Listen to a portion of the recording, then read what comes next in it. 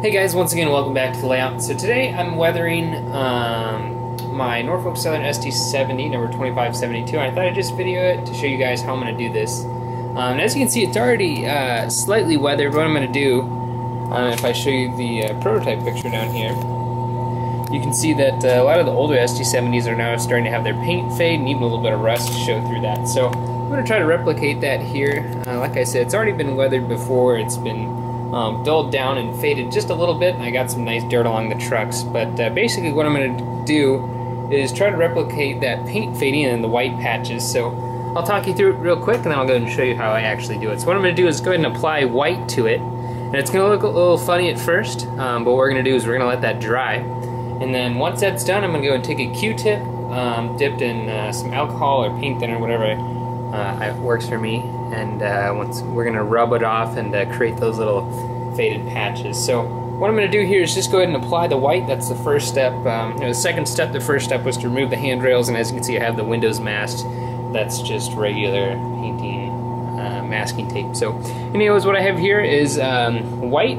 I just thinned this down with just a few drops. As you can see, I don't have much paint in there because I'm not going to need a whole lot of paint.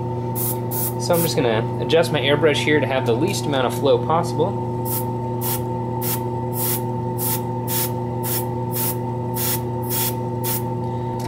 And I'm just going to start painting.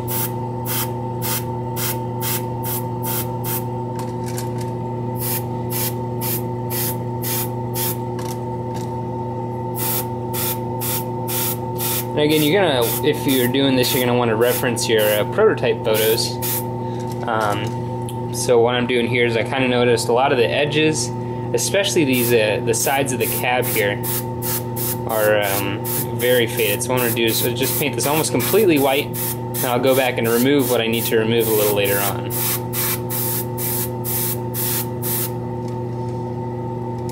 And we'll do it just a little bit down here. Look to the photos.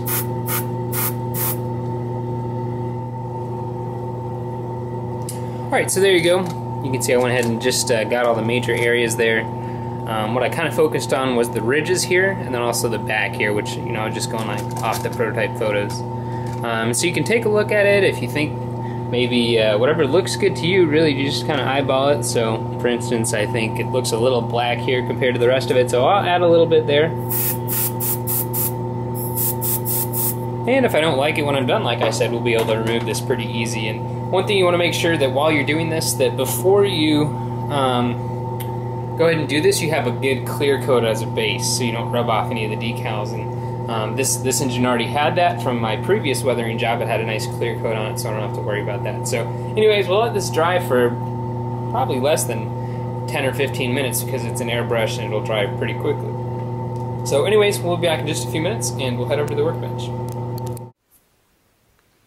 Alright, so we're over here at the workbench, and now we're going to go and work on kind of detailing these patches. I'm going to use a combination of Q-tips and a couple different paint brushes, which are right up here, and then I just have a little tub of paint thinner, and that's what I'm going to use to go ahead and detail the fading paint and the patches and stuff like that. So I'm going to start up here around the nose. I'm just going to dab this, get this wet, and then I'm going to get some of it off so it's not soaking. So anyways, I'm just going to kind of rub it off here.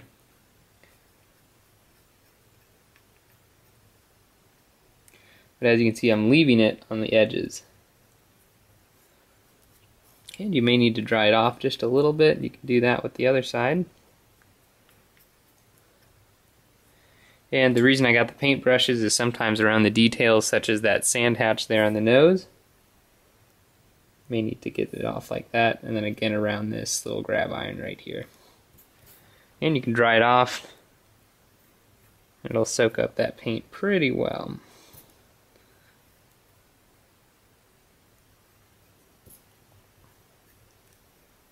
And again, like I said, I didn't have to be too specific while applying it because it comes off very easily.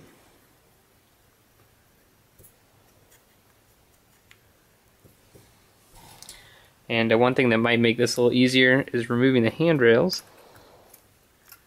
This is an Athearn locomotive, so they're just snapped on, and those come off very easily as well. Now for some of the finer parts right here, such as this little box right here, I'm not exactly sure what this box is for in the prototype, but I'm going to use the paintbrush.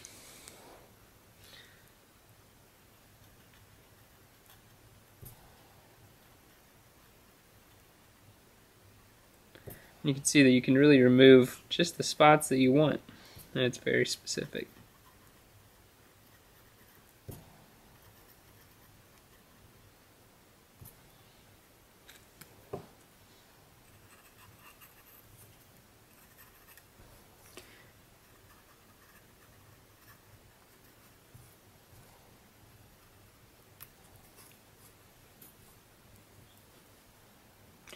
Just use a little thicker paintbrush to get it off here. And what I'm kind of going for, it seems like on the prototype it's more of the corners that have more of the paint that's coming off here.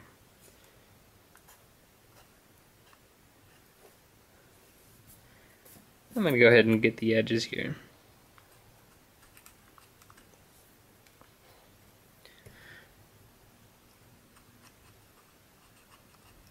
So it won't make you sit through this whole thing, but you kind of get the idea of it.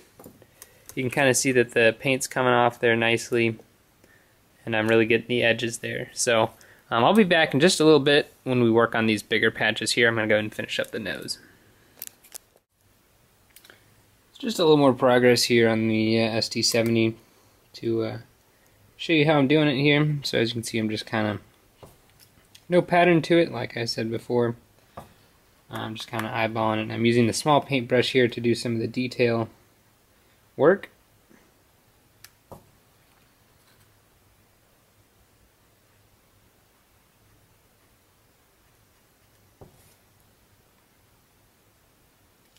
And a couple little tricks, if you notice that the vertical brush marks will look better, just because if you go sideways, usually the way things work is with rust and fading. Is from the water dripping down and stuff like that. So you'll see mostly vertical patterns as opposed to horizontal patterns on most weathering, on most of the weathering on locomotives and freight cars.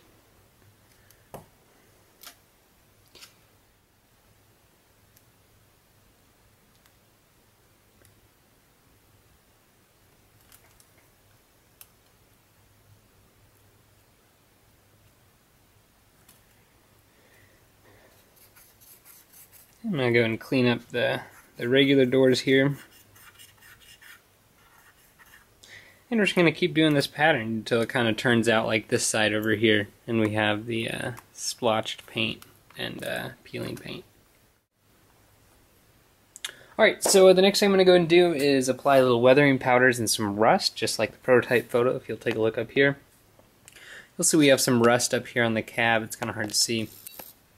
There's rust up here on the cab, just in a few spots, and so I'm going to try to replicate that here as well. So one thing to be noted is that I went ahead and gave this a clear coat. I'm using Krylon Crystal Clear. You can pick it up at Lowe's or Ace Hardware or Home Depot, I believe. So anyways, I just clear coated it, and what that's going to do is help the weathering powders not to stick quite so extensively to the white parts which I just added, which were a little bit more sticky than the standard black which I had on here before, but now that I fixed that, it shouldn't be any different. So I'm just going to take some rust here.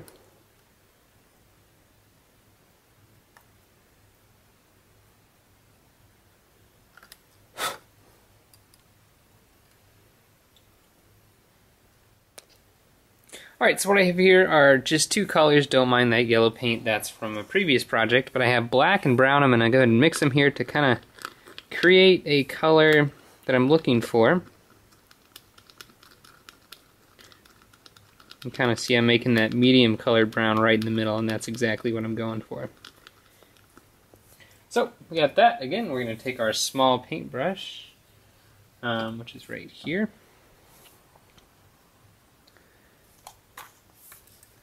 Bring our engine into view here.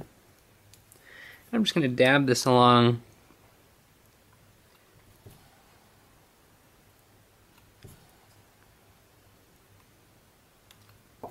some of the parts right here. You can take a little bit of the lighter colored stuff if you want.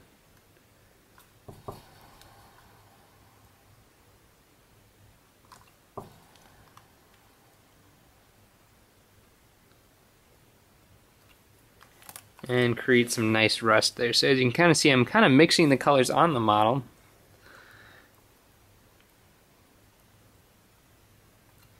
So I'll put a little dark on there, I'll dry off my brush, and just get a little bit of the lighter brown there.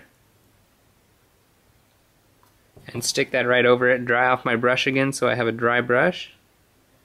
And then just kind of mix it together there, and it creates a really neat looking rust effect there. So you can see just some, well, the camera's not really picking that up very well, but just a couple little highlights there with some rust. And I'm going to do the same thing here on the bottom. I'm going to take some of my darker brown.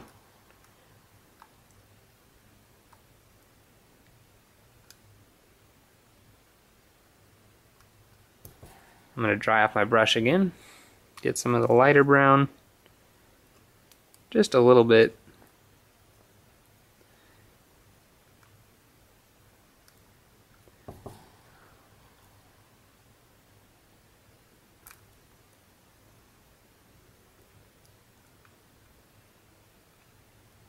We'll place that right on top. So there you go, you can see some really neat looking rust effect. Let's see if I can get it to focus in here.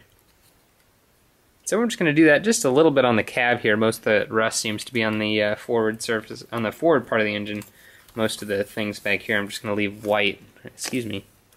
Back here I'm just going to leave white because that's how it is on the prototype. So anyways guys, I'll work on this a little bit more. Put it back together, give it one more clear coat, and we'll be done. Alright guys, so here's just a look at the engine now that it's finished. See some of the rust that we did up there on the cab, and just the random sun faded spots along the rest of the engine. So there you go. If you want to see some prototype photos, you can click on the link below. If you have any questions, you can leave them in the comment box. And for now guys, that's about it. Thanks for watching. Bye.